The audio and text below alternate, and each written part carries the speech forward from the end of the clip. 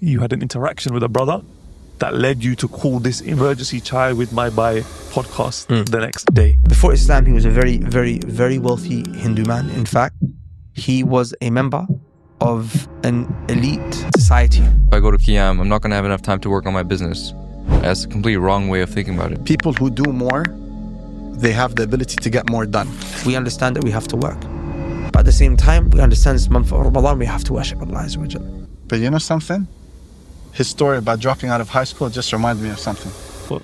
I think this is going to go viral. If you were to lose everything today, all your wealth, all your assets, all your work, your job, your business, everything, on zero scratch, who do you think would still stand by you? Before we begin, I have a question for you. Are you tired of being the richest person in the room? Fed up of being around either broke Muslims or disbelievers who are wealthy? Well, if that's the case, then let me introduce you to the Muslim Wealth Syndicate. It's our ultra exclusive high value network for 7 to 9 figure Muslim entrepreneurs. Just over the last few months, our members have brokered deals over $10 million plus in counting. This is where you'll find global CEOs, 9-figure entrepreneurs, tech founders, influencers that are 7-figure entrepreneurs online, students of knowledge, and so much more that are coming together to do business, support each other, and also to serve the religion of Allah subhanahu wa ta'ala. Now, we have a very rigorous selection process. In fact, we let less than 1.8% of the applications to the network actually go through. And it's because of that vigorous process that we can boast the caliber of people that we have. For example, we have a brother who's been on Forbes 30 under 30. We have a brother who's got over $100 million invested in real estate, 100% riba free. And for that reason, we're very, very picky about the type of people that we let in. So at this point, you're probably thinking, how can I secure my place? And I have some terrible news for you, and that is that you cannot. You cannot just secure your place like that. The only way to get in is either through an invitation by me personally or a referral by someone who's already amongst our ranks, inshallah ta'ala. Now, for those of you that are watching that are like, wait, this doesn't apply to me at all, I'm not even making 7 figures a year, we have something for you to help train you and coach you to get to those type of numbers. And that is our Righteous and Rich Skills Academy. We're currently running a 7-day free trial, which you can access from the link below. And hopefully on the back of that, you can get to that 7-figure mark and hopefully one day get the attention of someone who's in the Muslim Wealth Syndicate who can give you that referral. With that said, let's get back to the podcast. Assalamu alaikum. Alhamdulillah, wassalatu wassalamu ala rasulillah, amma ba'd, assalamu alaikum wa rahmatullahi wa barakatuh. Brothers and sisters, welcome back to another episode of Chai with My Bhai. Today we have a somewhat familiar panel and a somewhat new panel. Arman, give salam. Assalamu alaikum wa rahmatullahi wa barakatuh. Inshallah, throughout this podcast, you'll get to know Brother Arman a little bit more. But first, we have to go over to Imran, because Imran had a very deep, impactful experience yesterday. And it wasn't to do with the Ramadan or the Taraweeh or the Iftar. It was something that you had an interaction with a brother that led you to call this Emergency Chai with My Bhai podcast the next day. What happened? So, we pray Qiyamul Layl in Mirdif Masjid, and we sent out a message to the brothers in our 7 to 9 figure network, mashallah, to come join us, right? We encouraged them not just to do business, but also to worship Allah Azza wa Jal. So we met, alhamdulillah, and one of the brothers, he brought a friend. And after the salah, he came along with us. We went to get suhoor, and he started telling us a story. So he used to be a Hindu, and he accepted Islam.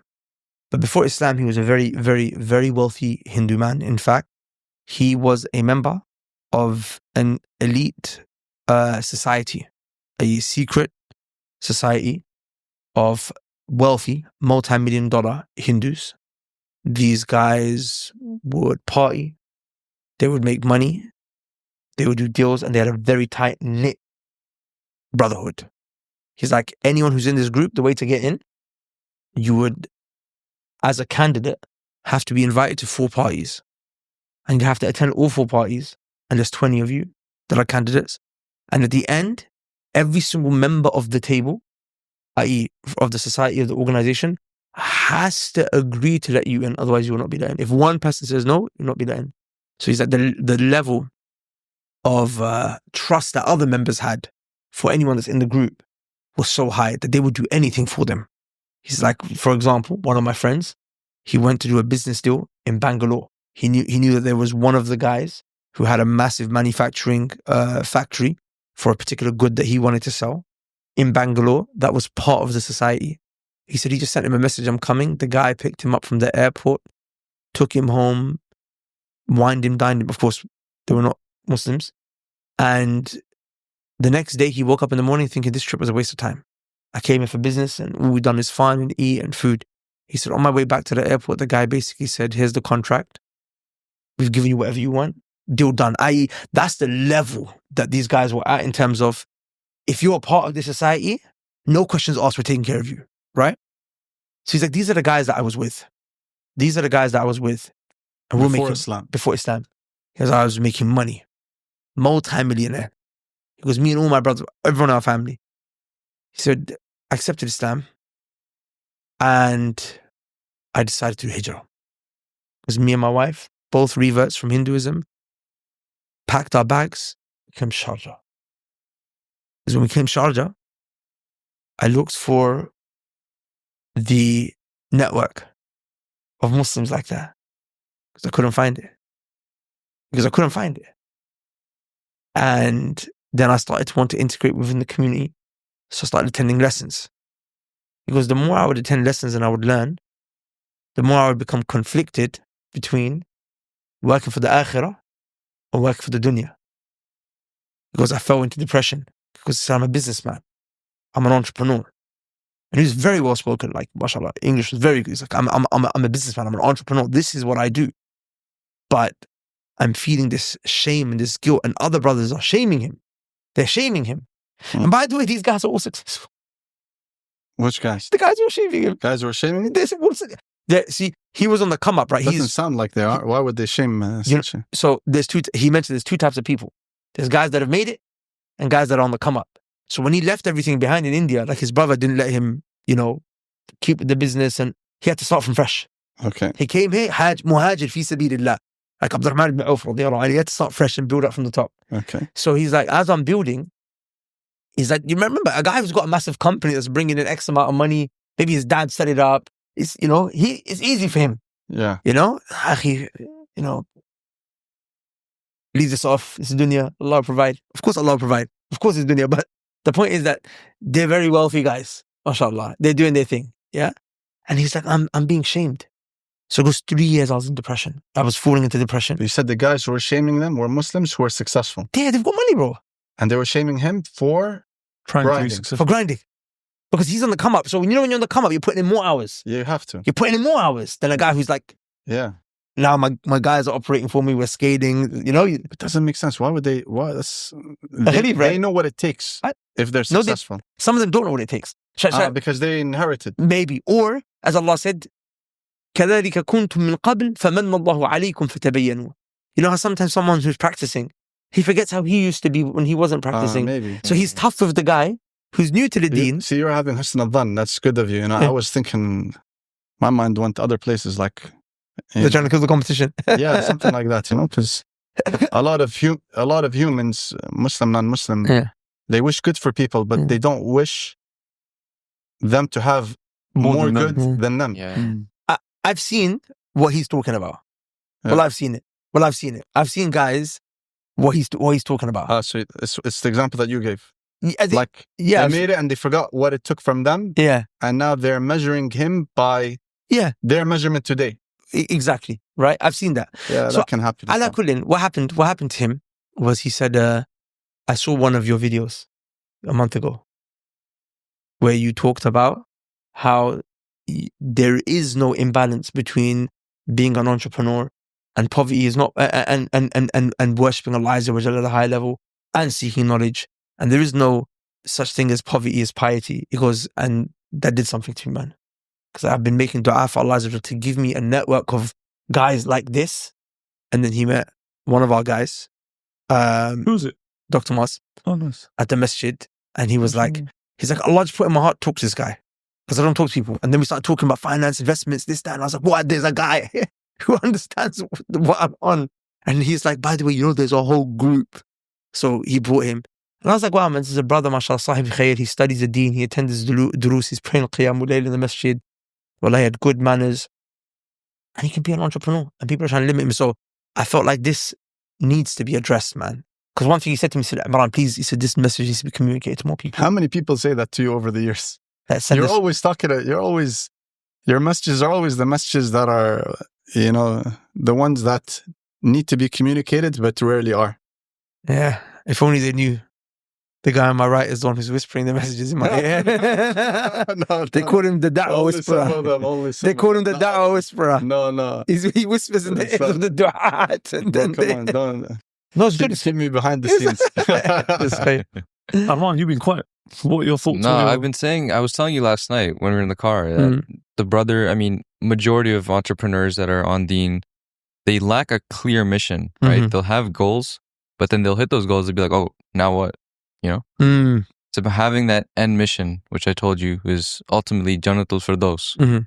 And then below that is gaining maximum reward in this dunya, right? But to gain maximum reward in this dunya, either you establish a foundation in this dunya that allows you to get sadqa jariyah or, you know, benefiting or bringing other people close to Islam. Yeah. And then you tie in your business to that. Okay, if I hit XYZ revenue amount, make XYZ connections, gain XYZ status, power, that's going to allow me to get into rooms to influence certain decisions, which allows me to, you know, so on. So I think it's clearly lacking a mission. So this is interesting. So me and Arman were actually talking yesterday. By the way, just to quickly introduce you guys, Arman, mashallah, tabarakallah, is, mashallah, a very successful entrepreneur. We can beep it out. Take it, bro. We can beep it out if he doesn't want me to mention. But mashallah, he's doing like 400k a month. Allahumma barik. And he's disrupting $1 trillion industry. We're gonna be doing a one-on-one with him. You're gonna get to know him more, and hopefully, inshallah, he's gonna be a regular panelist here. But look, when we were on our way to Sam's place yesterday, we were talking about Rockefeller. This guy he's a kafir, right? And he was the first billionaire, right? At least in the modern history, right? Some say Mansa Musa would have been the equivalent of a billionaire today, and some Sahaba actually, their estates would have been. But in modern history, recent history, he was the first billionaire of America. He owned he was worth 2% of America's GDP. Crazy, right? What was his grand mission? Capitalism. If you want to become righteous and rich, you need to master marketing. The one who knows how to market and get more leads than you will make more money than you. Simple as that, with the permission of Allah. Now, mastering the art and craft yourself can take years and years, not to mention all the money that you might end up wasting in terms of trial and error on the different ad campaigns. Which is why myself and my team took the liberty to recruit a team of masterful elite marketers that have served massive giant companies like Emaar, Emirates Airlines, Virgin Atlantic, Damac Properties, Emaar, so on and so forth. And they are here now to serve you. Fundamentally, me and my team are concerned about one thing and one thing only for you, and that is ROAS, return on ad spend. All these different agencies and marketing practitioners, they track all these different metrics like cost per click and, impressions. We know that fundamentally you don't care about any of those metrics unless you're seeing the numbers in your bank account go up, which is why that is the metric that we obsess about, return on ad spend. So if you're interested in getting more information about our service and you make at least $10,000 a month, otherwise most likely you won't be able to afford this service, then you can click the link below and fill in the form. And you'll be put in touch with our senior marketing executive, Brother Idris, who is an absolute juggernaut when it comes to marketing. He has himself built very difficult brands to $10 million a year in terms of annual revenue with the permission of Allah Azza wa Jal. And now he's taking his experience and bringing it to serve you. So without any further ado, click the link below and fill in the form. And if you're making that 10K a month, at the very least, we can help take that 10K with Allah's permission and bring it up to 50K, 100K, and maybe even more. Without any further ado, let's get back to the podcast. He's a capitalist. Do you understand? So what was the impact and the legacy that he wanted to leave behind for his deen, for his religion, capitalism? What was it? Also, he was a devout Christian, but he was a capitalist. That was his main thing, right? So one of the things that Imran brought to my attention was he wanted to influence the whole education system. And the education system that we have today is based on what he directed or influenced. Right, which was? Because I want a factory nation. workers. Yeah. Yeah, and his main thing was I want a nation of workers, not thinkers, right? And he had a huge fund that influenced the entire education system because he knew at the end of the day, maybe those people in the education system wouldn't benefit him, would benefit his generation later down the line. Yeah. Right? And training them into becoming workers for his oil company. Yeah. So, because at the time they had the Industrial Revolution, So prior to that, education was philosophy, logic, thinking, science, questioning, right? Now it's like, listen, we don't need these guys to think. We don't need to work. So even the way that they create the school system with periods, bells to answer calls, obedience to obey command, not to same question. As a factory. Same as a factory, Exactly. right? So my point was that what he did, and also, I have to rate the foresight. do you understand? Also, Andrew Carnegie did the exact same thing, who was one of his contemporaries, right? Point being is that they had a mission, which was capitalism, and they connected their business to their cause. I'm saying we have deen, Islam. So one of the easiest way to fix this dilemma that many brothers experience is what? The easiest way to fix it is that you have a great mission that you're trying to serve Allah's religion through your money, and you grind, bro, and you work hard. وَلَا يَخَافُونَ لَوْمَةَ لَائِمٍ, and وَلَا تَخَافُونَ لَوْمَةَ لَائِمٍ, you do not fear the blame of the blamer. Does that make sense? And you work hard and you earn that money and you get that leverage and that power, but then you deploy that wealth, of course, for yourself, for your family, enjoy the things from this dunya. There's no harm in that, but something greater, right? Which is to serve this deen. And that's the point that he's making, which is that if brothers have that mission, then they don't feel that dilemma, right? And here's the thing, no one around you is going to understand that mission. You know what they're going to say? They're going to say, this guy just dunya now. Dunya. Akhi, you have to air those guys. I was reading today, Risala Tabukiya by Ibn Qayyim rahimahullah. He was saying, on your journey to Allah, on your journey when you're doing hijrah to Allah, your heart's going to Allah and the Messenger, he goes, what are the things you need on a journey? So he talks about what's the vehicle you need to drive and, what's the provision you need on the journey. And one of the things he mentions is who's the companion on your journey? Everyone needs a companion, right? He said in this day and age, the best companion is the one that just doesn't stop you. He goes, the best ihsan, the best good a person can do today for a person who's striving towards greatness is just not get in his way. Because don't expect support. Don't expect, let's go, I'm on your side. No. He said, al-ihsan wal-ijmal fi zamanina. He said, the best companion can be one who just says, I'm not going to backbite you.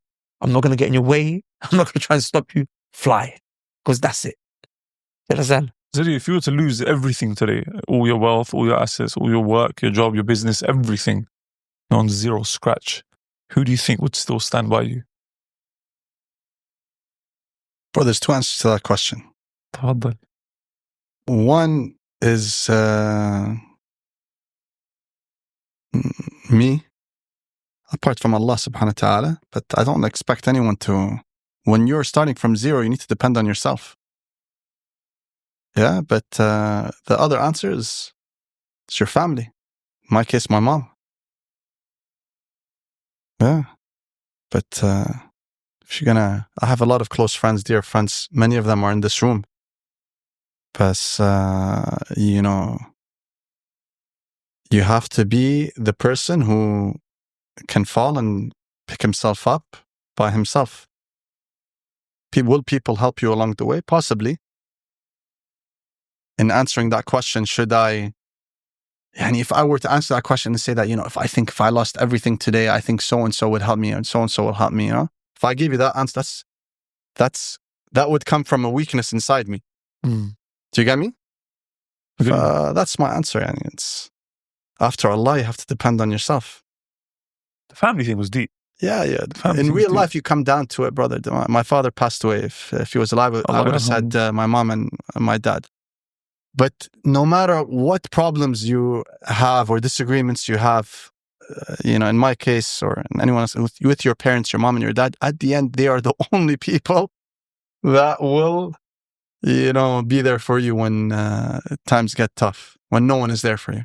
So when the whole world turns their back on you, your mom will be there for you. Your wife might not. Maybe your kids even might not be there for you, your friends, but telling me your mom won't be there for you, Abu Bakr. Of course, 100%. Even if you're wrong, that's the thing with ones. Even when the son is wrong, they got his back. Publicly. And then privately, told you not to do that. Some moms even privately, they believe that, no, he's not wrong. Get what I mean? So there you go, family. What about you, bro? Same thing. No, you can't say that now. I mean, yeah, it's your mom at the end of the day. I mean, your blood relation, the one who, brought you out of the womb. Like, it's your mom, 100%. Next time you should ask him first, me second. Yeah. Do you still have your skills? I guess, yeah. Give me 6 months, bro. Yeah. You bring it back. No, the point isn't, are you able to do it? Inshallah, I don't doubt that any of you guys could do it. The point is to reflect on who's going to be there would for really you. be there. Yeah. I would say 100%. I mean, I've had it happen to me in the past, and it's always been family. I've had friends that I've thought were close friends, drift away. But 100%, my mom was by my side. Like I remember, like when my agency went to zero, I was like negative 50K in chargebacks, and this is like a year and a half ago. And now you have a boat. And then after rebuilding everything, I remember it was just my mom. Like I remember I never used to share much, like I remember I had like nothing left in the bank account, and like I would still be spending, take my family out, and my mom could tell there was something wrong, but she always, kept it hidden. She didn't like admit to me that, oh, like what's going on. She knew what was going on in the back end, but she was, she continued showing up for me. She would like make my meals, like count the macros in my meals, so I could hit my protein goal as well. So I don't have to think about that while I'm working on the businesses. So 100%. So you need a woman like this. Exactly. This type of woman you need. It's hard. What's hard? A woman like that. To find one? This day and age, man. I mean, exceptional men will find exceptional women. They will find those exceptional cases. Let's not deviate. We always get heat. No, I just when you talk about women stuff, we always get heat. No, I just want people to understand. Like, if you want an exceptional woman, you need to be an exceptional man. Like, I have no doubt he will find a woman like that because he's an exceptional brother. No, we will not allow him to settle for anyone other than a woman like that. Inshallah. Well, Imran, what's the closest you felt to Allah in your entrepreneurial journey?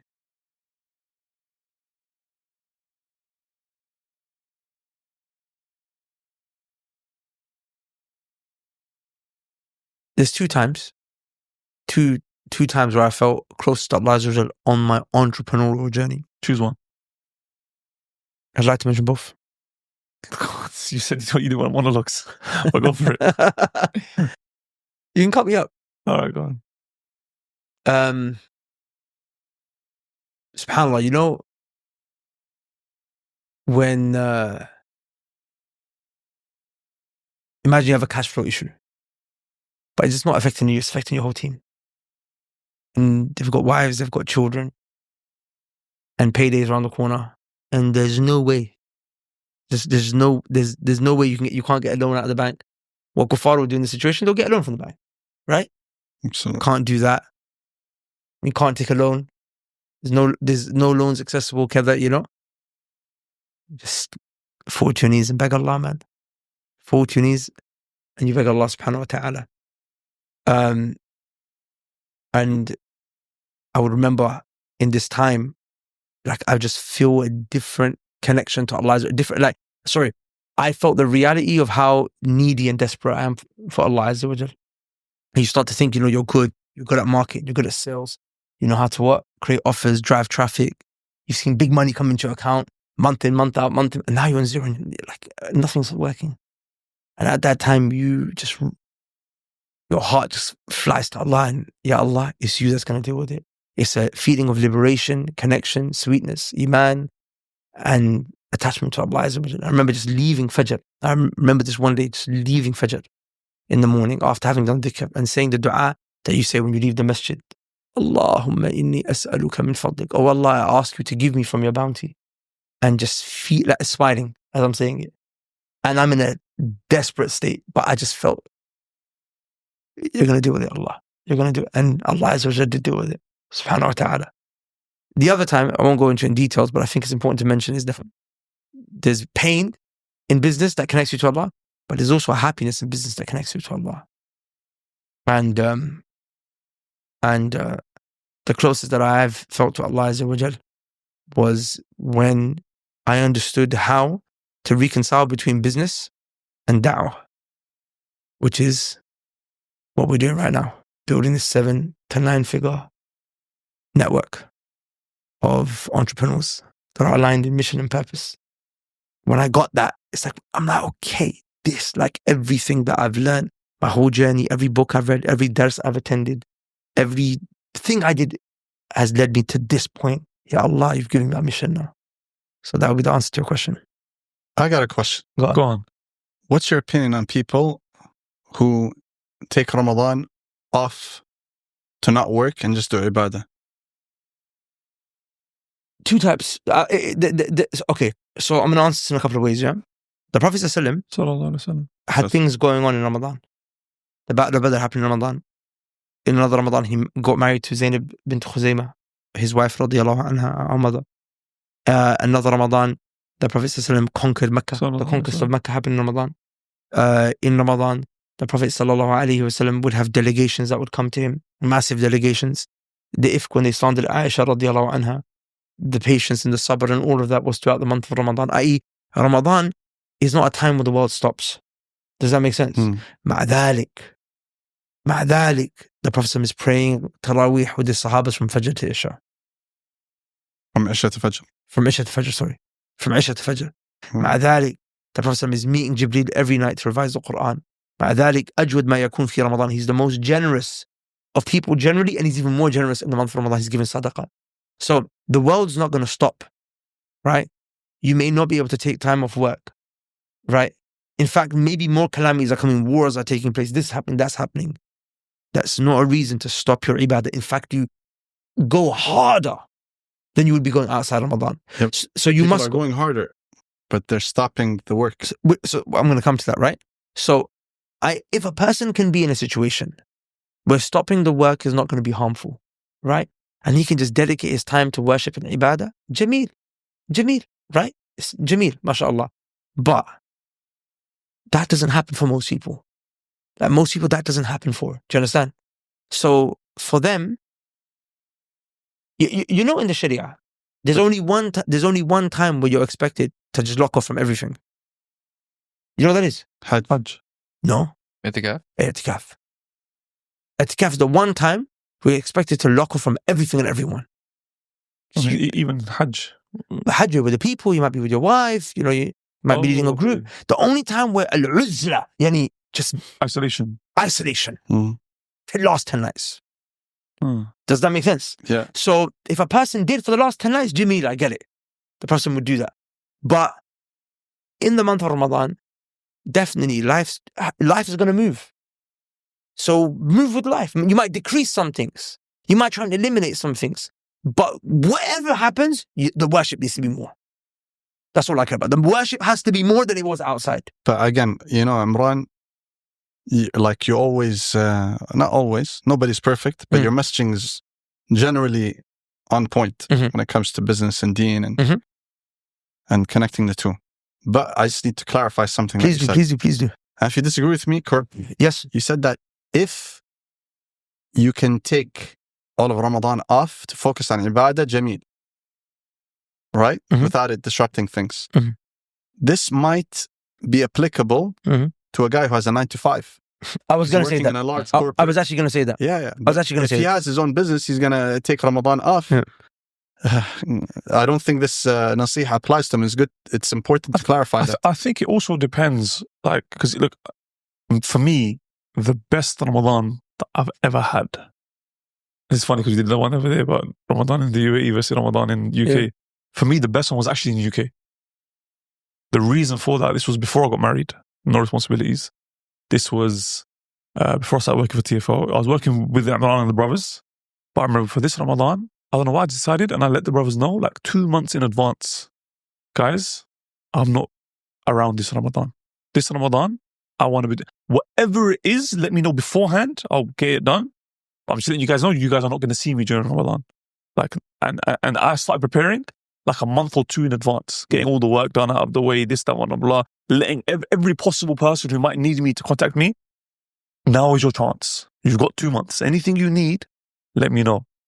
Here and there, you know, little message, phone, this, that, whatnot. But I wasn't going out for iftar with the brothers. I wasn't doing any of that. I remember I'd go to my mum's house, quickly break my fast, I'd go to the masjid. I had a set routine that I was able to follow every single day. But you were an employee at the time. Technically, yeah. Yeah, Technically, you were. Yeah. At the time you were an employee. technically I was. But the point being, you can still do that. But I believe But you haven't done it.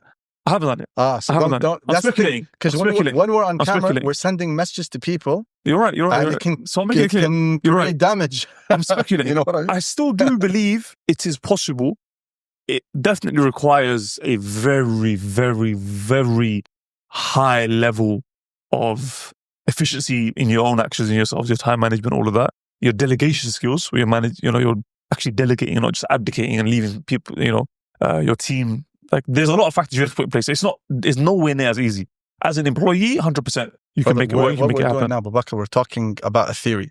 In practical, I personally, and I don't know about you guys, but I personally have never seen any businessman in my family or outside of it not work during Ramadan, especially the first 20 days. Okay, you know what? Like- I'm going to try it next Ramadan. Yeah. Good luck. Let's see. I'll start. I mean, it You know, depends. it's funny. He'll try it, and it will cost my Ramadan. Because I'll have to pick up his slack. Yeah, but that's what he's doing It's for not getting you. ready from now. But that's what he's doing for Hire you. someone You else. understand? No. Hire someone else. No, look. Number one, the time when you're required to completely cut off is the last 10 minutes. It's not even required in the first 20. It's not about Does that required. make sense? Yeah. Hear me. I'm saying, the way I see it, and this is about Allah's tawfiq and His grace, that any business activity I've engaged in, I've always found a way to tie it back to my deen. Does that make sense? So I don't feel in the first 20 days like if I am working, and of course I decrease the amount of working, because of course we're doing Taraweeh and we're doing Qiyamul Layl and we're reading more Quran, right? We're doing all this. Of course the amount of work you're going to be doing within the month of Ramadan is going to decrease. It's going to decrease. It has to decrease, because I'm going to make more time for other ibadat. And if it doesn't decrease, Allah is going to place barakah in my time, that I'll be able to get more done than I would else. I'll tell you what Sam said to us last night. He was like, SubhanAllah, since he's been doing Taraweeh and Qiyamul Layl, he's found crazy ajaib. He said, we're on the 4th day of Ramadan. He goes, Allah is bringing me barakat I couldn't believe. He goes, I'll give you an example. He goes, the night before yesterday, the buy South project that he's working on, he goes, one of his investors who invested a massive amount pulled out. He said, I need my money back. And technically, he doesn't have the rights to receive it back because it's tied up now. But he said, because he's a repeat investor, we've got a good relationship with him. I gave him his money back. He goes, but I was stressed because now the project, where am I going to find it? Underfunded. It's underfunded, right? He said, I made dua after Fajr. Because he was doing Taraweeh, Qiyamul Layl at night. He said, I made dua after Fajr. I said, Ya Allah, I'm going to leave this one to you, Ya Rab. Please sort this out for me. Went to sleep. He said, Wallahi, I woke up before Dhuhr to a message from another previous investor who said, Sam, I've just cashed out from an investment that I just invested in, and I've got this big chunk of money, and I need to put it in somewhere quickly before it gets taxed. Do you have something for me? Khadeeb. Mm-hmm. And that's a limiting belief for people. They're like, if I, spend all my time in worship, if I go to Qiyam, I'm not going to have enough time to work on my business. That's a completely wrong way of thinking about it, because Allah is going to put barakah in your time. He's going to, bring deals that come out of nowhere. Same way with brothers. Have you experienced that? I have, not this Ramadan, but last Ramadan, yet. Share with us, please. I mean, so last Ramadan, I remember I was in Canada. We used to do like 20 rakahs, and 21. What's that? Yeah, but the, but, 12, 23 would be then, right? That's an inside joke. It's 33. Huh? They usually No, agree. it was because of the last episode he referenced that. But go on. But I remember like sitting for all of those, and I missed a few sales calls that day that I had to reschedule. This is like later in the night as well.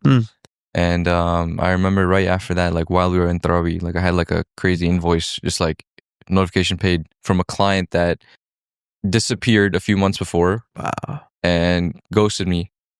And then he paid that invoice, and I was like, wow. So stuff like that. It's like Big time. But listen, it's where the barakah comes from? It's people who do more they have the ability to get more done. It's like, I feel it's the sunnah of Allah on earth. You get me? It's like the more you do, the more you're able to do. So the more ibadah you do, the more everything you'll be able to do. Absolutely. And vice versa. Yes. Do you see what I mean? Absolutely. So this is something my uncle told me. He's not the most religious guy. I mean, Abdurrahman. I remember he told me one time, but he's good. He's improving. He told me what? He's like, I want you to do something. I'm like, you have 1 million people who can do it. Why are you asking me? He said, because you do 1 million things in a day. Allah. And people who do more get more things done. More things done. Rayal Hakim, because he's got a lot of huge life experience. So he said this. Another thing is that, what about the hadith? People, they talk about, you said, I link my work to I found a way to link my work to my deen. Right? So it's ajr. But what about the hadith where the Sahaba said to Rasul Sallallahu when they saw the man, he got up after the Fajr Salah and he ran to the souk with his fada'a, with his things to sell. So the Sahaba, they commented, they said, لو كان هذا في سبيل الله. You know this hadith? I don't know it, no. So you need to check if it's authentic or not. But basically they told him, لو كان هذا في سبيل الله. This is what I heard. You know what I mean? It's like, if only he ran like this. For Allah's sake. For Allah's sake, not to sell stuff in the market, not for business, not for tijara. And then Nabi Muhammad, he replied to them. He said, بمعنى, like from what I understand of the hadith, لو كان لأبي فهو في سبيل الله.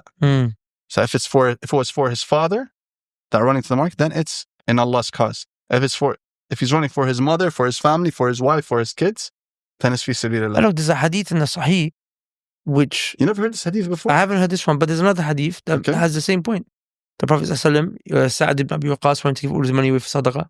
Yeah. And the Prophet ﷺ said to him, no, leave behind for your family. And the Prophet ﷺ said to him that you will be rewarded for any food that you give to your family, hatta even the piece of food that you put in her mouth, if it's for Allah's sake. Yeah, so you see what I mean? Yeah. The point is that your work doesn't need to be linked to the deen. The point is, it can become ibadah through your intention. That's but that's ajr regardless. No, but that is deen, though, isn't it? Like, as in, to take care of your family is deen. Yeah, there you go. Right? So work in its essence, if you're a believing man. If the intention is there. Yeah. Work is a worship if the intention is there. Look, what people need to realize. But people, they downplay it. Look, I'll tell you why they downplay it, right? I think that links back to the other brother from Sharjah, right? Yeah. They were downplaying his efforts, his grind, saying, why are you doing this much? Look. أخي, بل الإنسان على نفسه بصيرة. The human being knows himself. And everyone is going to stand before Allah Azza wa Jal. And يوم تبلى السرائر, on the day when the secrets that are inside the heart will be exposed. So we need to, we can talk a fancy talker, we can say certain things. We just need to make sure that we're able to reconcile in our chest between us and Allah Azza wa Jal. What I mean by that is this, is that absolutely, right? We understand that we have to work. But at the same time, we understand this month of Ramadan, we have to worship Allah Azza wa Jal. And the worship has to be more, and it has to be greater outside the month of Ramadan.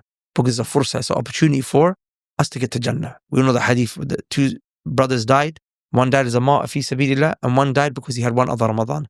The one who did one other Ramadan entered Jannah significantly before the one who died. That was, I think, the man from Bani Israel. No, it's from Sahaba. Isn't there a man from Bani Israel who had like many years fi sabilillah? Yes, there's another hadith. It's another one. Okay. Talha ibn Ubaidillah, he said, I saw these two men of the Sahaba who died in battle. Sorry, who died. And the one who died 1 year later went to Jannah before the one who died and gave his blood for Allah's sake. SubhanAllah. And the Prophet said, he said, are you surprised, Talha? Did the other one not have one more Ramadan? And one more Ramadan helped him get ahead of the martyrs, subhanAllah. So Ramadan is a opportunity like no other, right? So definitely, and I understand, like sometimes I'm like, bro, I had to work today, right? And my portion of Quran was less than it could have been. It should have been more. And that happens. And I understand that you can't bring a hard stop to it. But then the slave of Allah needs to know in his chest, am I doing as much as I could have done, right? Is he, and if he was aqil, wise, he would realize that the more ibadah he does, it will create, as you just so eloquently articulately described, Allah barakah in his life, that will allow him to go back and do more work. And also there's one other thing that I think is important to mention, which we should have mentioned earlier, which is that actually there is a direct business benefit to giving time to worship Allah in the month of Ramadan. I believe any and every single entrepreneur, based on just this one point here, should take Ramadan 10 times more, 100 times more seriously than he already is now. And that is that the secret ingredients that gets you rizq from Allah, which is taqwa, as Allah says in Surah Talaq, that Allah, the one who fears Allah, who has taqwa, Allah will give him rizq from a place he never imagined. Fasting in the month of Ramadan is literally the thing that brings that for you. Allah said, كُتِبَ عَلَيْكُمُ الصِّيَامُ كَمَا كُتِبَ عَلَى الَّذِينَ مِنْ قَبْلِكُمْ لَعَلَّكُمْ تَقُونَ. Fasting and ibadah in general brings about taqwa. When a person has taqwa, i.e. the fear of Allah, through worship, the more he's worshipping Allah, the more his taqwa is growing, Allah is going to now provide for me from places you never imagined. And that's what the Brother Sam mentioned, for example.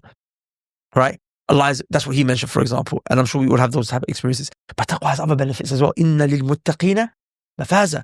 Those who have taqwa, they're successful. Allah is going to give them success. إِنَّ اللَّهَ مَعَ الْمُتَّقِينَ. Allah is with the ones who fear Him. As in, imagine Allah is with, imagine a Malik.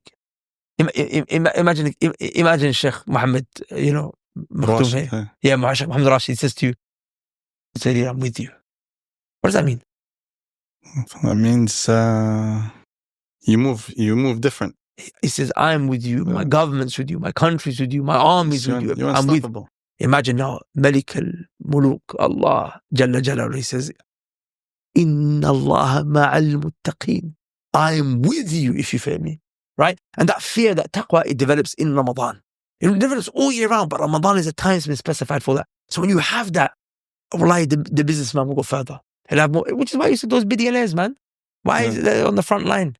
They're there before the Imam. صح. Because they understood the ingredients.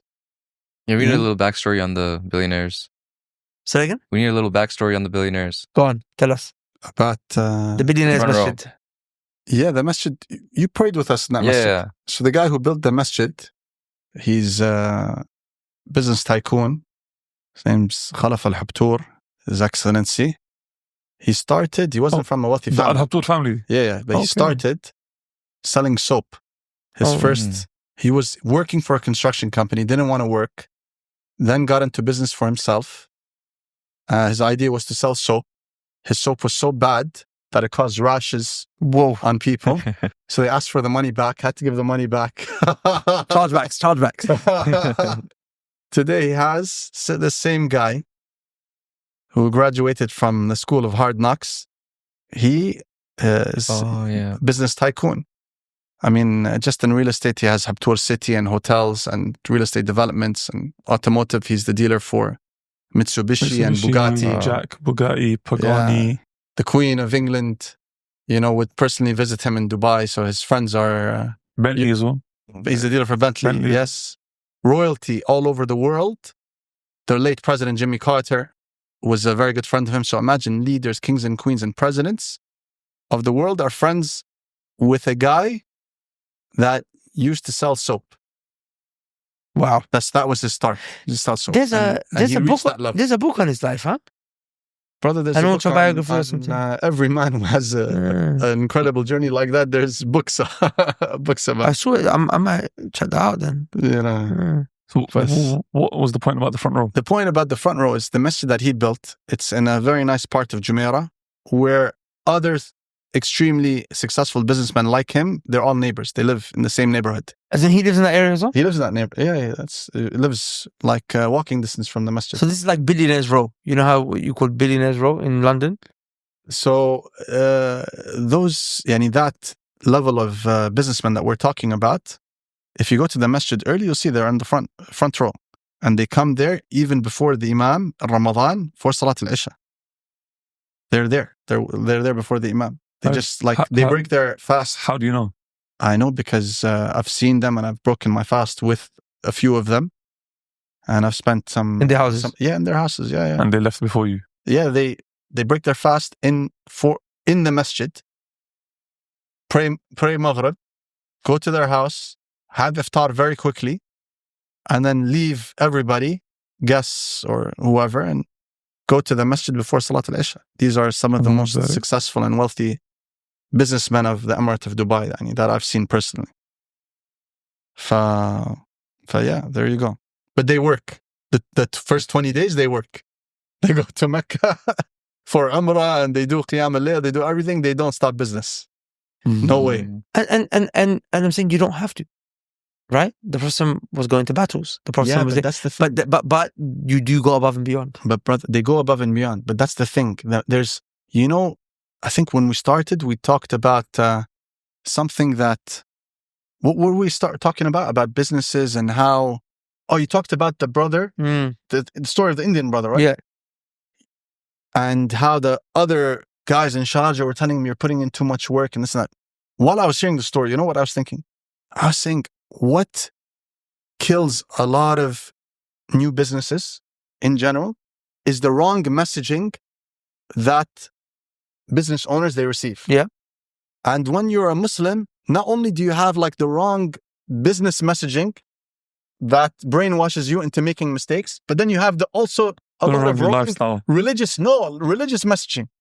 You get me? For example, like poverty is piety. Oh, okay. Yeah. Don't focus too much on the dunya. Don't do this. Don't do that. Don't have high ambition. As long as you you have a roof on your head and clothes on your back, that's good enough. Do you see what I mean? And so there's so many wrong messages you gotta navigate. You gotta navigate through the business messages, the wrong ones, and then. So how did you navigate, bro? Because that's why he's an incredible story, right? That's why he's an incredible. Story. Halam Barik, man. Like lucky. There's no other explanation. You got lucky. What do you mean? Like, how did I navigate throughout all this? As you're a practicing brother, mashallah, and you're Qadr, not luck. Mashallah. It's qadr, yeah, it's qadr. You're, mashallah, tabarakallah, like he actually had an opportunity to get involved in a particular medical innovation that was around. What's it called? Yeah, it was called wound care. Wound care. Yeah. He had clients, everything, contracts lined up. But because he was concerned is it permissible or not, and he couldn't find a fatwa, he left it for the sake of Allah Azza wa Jal. Right? My point is that he's a brother who is conscious of Allah Azza wa Jal, and may Allah keep him like that and make him also Ameen. And I'm saying that's, like, I'm admitting that's tough, keeping your intentions straight. And there's... But the question I have is, how did you manage to receive that religious messaging whilst at the same time grow your business in a day and age where a lot of the religious messaging is distorted and it's kind of like, not distorted stuff for Allah, but as he said, to business owners, it's not articulated in a balanced way. Brother, not all the time, but a lot of the time. We'll give him a chance to answer for himself, but I'm going to give my 2 cents. Go on. Is that one, he didn't pay attention to that wrong religious messaging on business. Yeah. And 2, in terms of the business, he did the opposite of everything that everyone his age were doing. He dropped out of school. He didn't complete high school. Yeah. He didn't complete high school. He was on he was on sales calls when his parents thought he was doing homework and working. Do they know that? They don't know. They don't know. Yeah. Yeah? But they would have flipped out. Because they're Pakistani parents, I told them, dropped out. Man, when he told me this, I was like, my love for him just flew in my heart. Because I wanted the element of like having nothing to support me, right? Because if I knew I was going to school, I'd have something supporting me on the back. I wanted that all-in kind of mentality. You went to cut the rope. Yeah. And I wanted to be known as the high school dropout as well. You wanted to be known as the high school dropout? Yeah. It's like how he wants to be known as the guy who went to jail. No, I never wanted to do it. What are you talking about? We'll beat that. Yeah, beat it.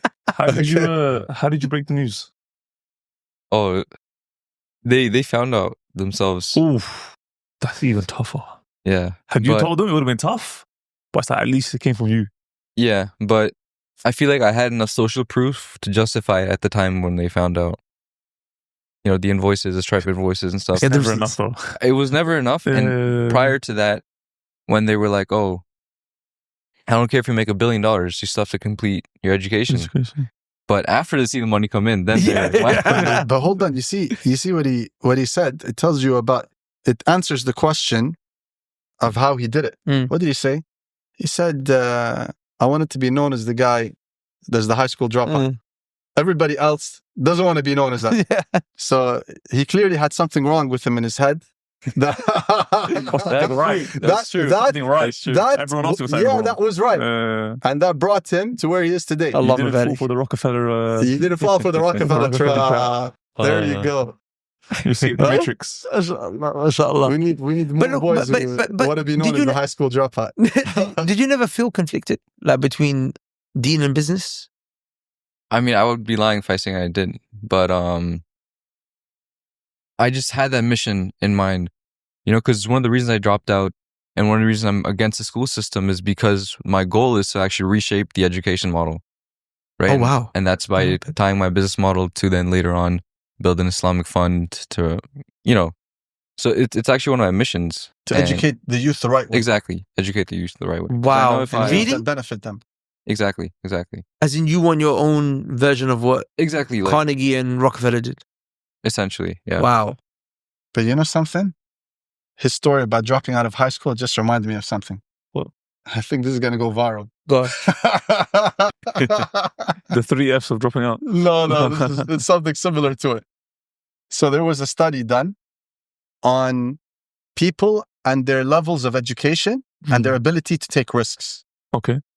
So this is Bani Asfar research, European research, American research. They did it on it's legit. Where's that term come from? This comes from Tariq. Some of the books of history, they refer to them as Bani Asfar.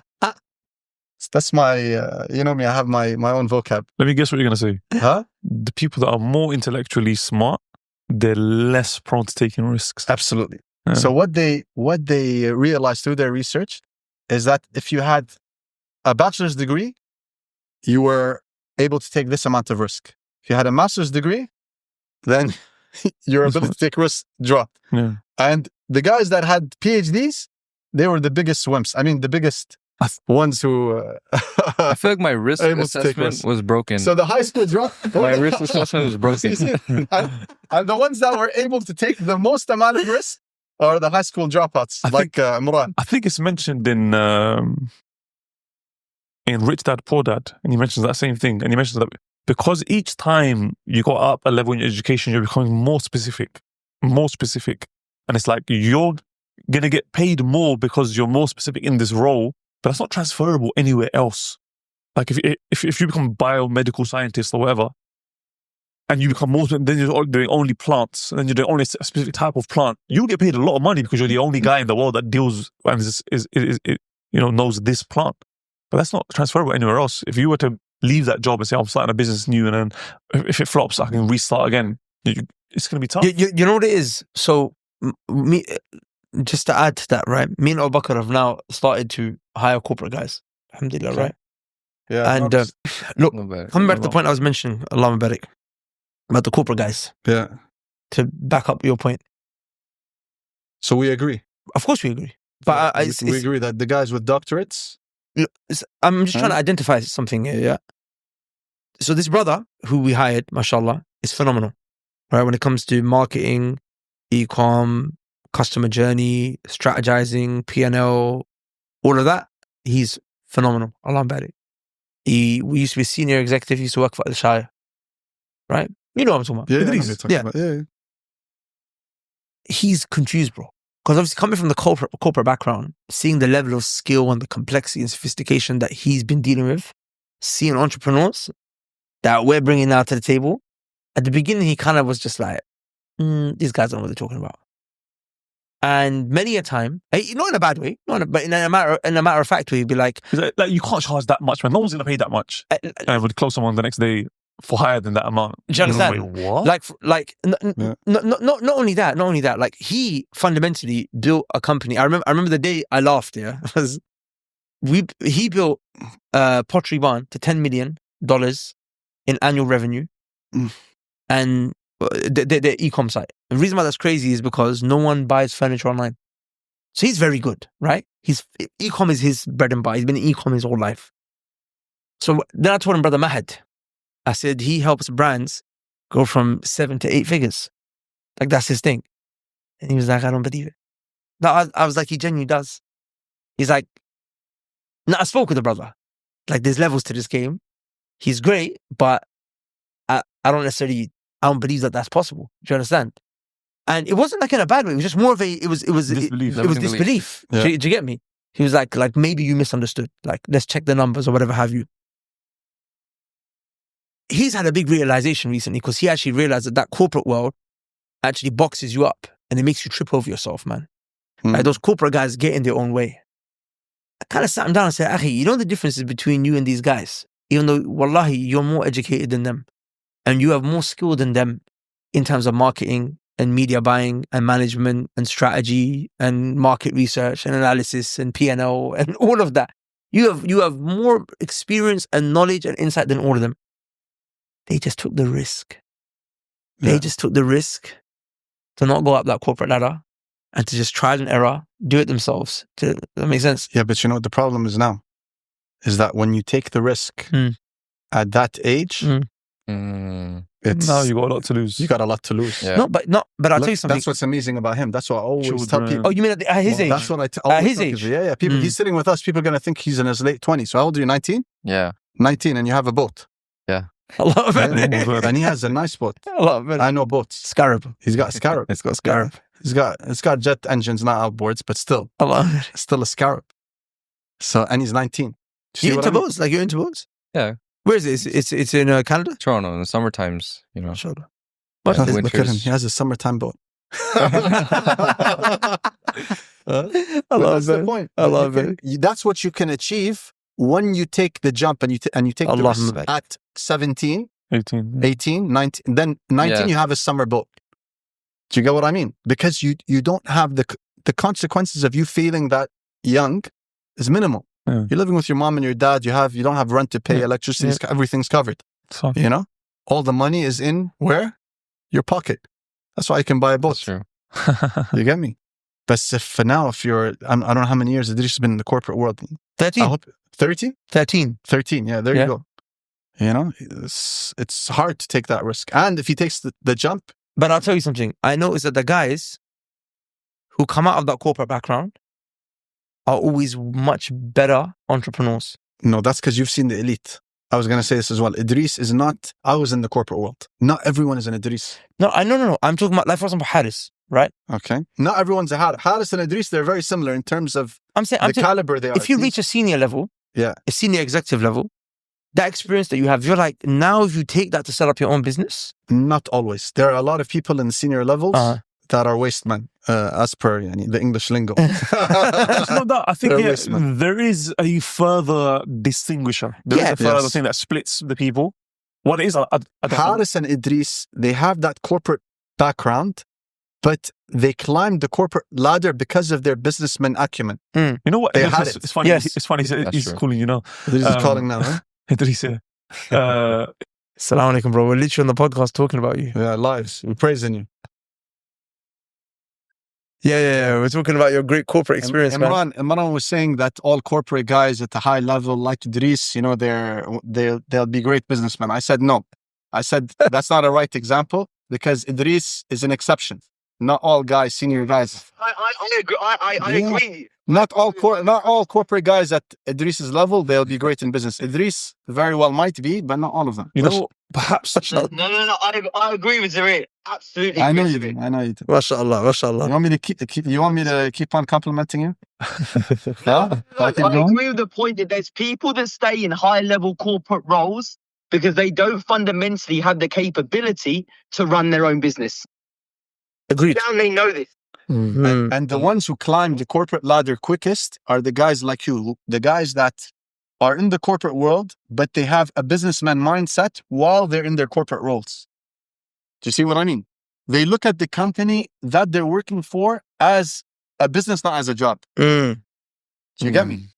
And that's why he climbed high. That's why Haris climbed high. That's why Haris is doing great after he left the corporate world and he has his own business. See what I mean? MashaAllah. But people who are in the corporate world, even at the highest levels, but who look at the position they're in as a job, God help these guys if they try and start a business. Do you know what I mean? I don't.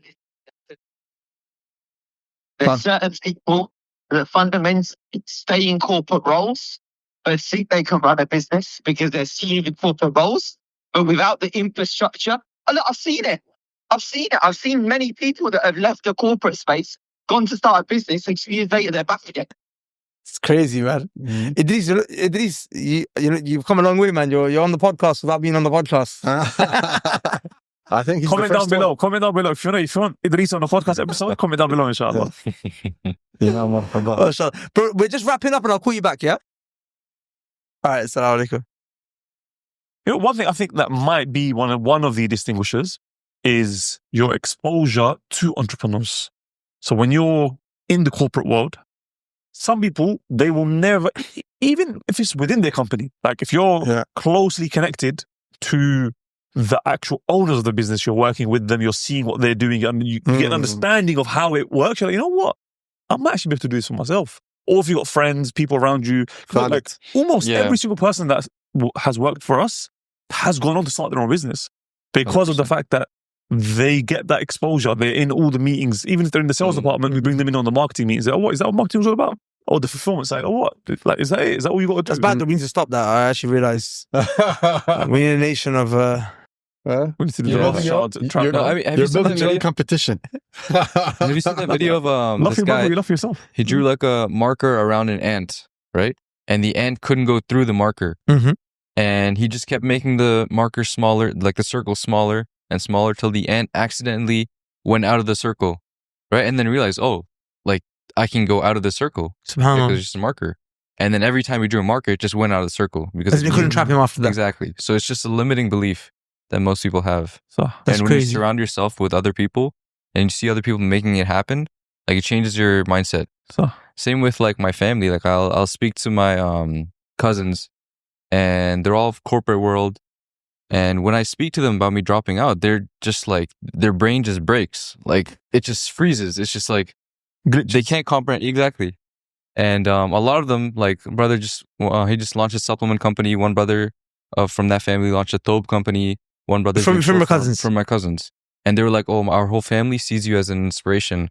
Wow. The reason why we started businesses. So it's like realizing that you have to surround yourself with those people that are making these crazy decisions. Taking these risks. Where can you find them? Well, there's two places. You can find it on this podcast. I mean, look, as in, you're talking about our network?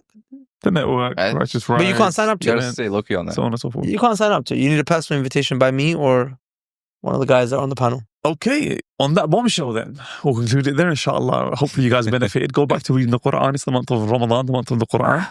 And we'll see you on the next episode of Chai with my bias. Subhanak Allahumma bihamdik. Ashhadu an la ilaha illa ant. Astaghfiruka wa atubu ilayk. Assalamu alaikum wa rahmatullahi wa barakatuhu. In case you ever wanted to move to Dubai, I've got something very special for you.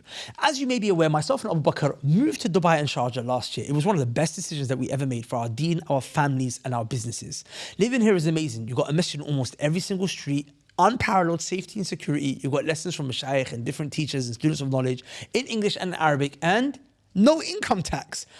Now, how do you move here? That's a question that you might be asking. Well, it can be tough if you don't know your way around things. Sometimes the companies that help you get visas here, they got hidden fees, long waits, big problems, resulting in visa rejections, a lot of wasted money and time.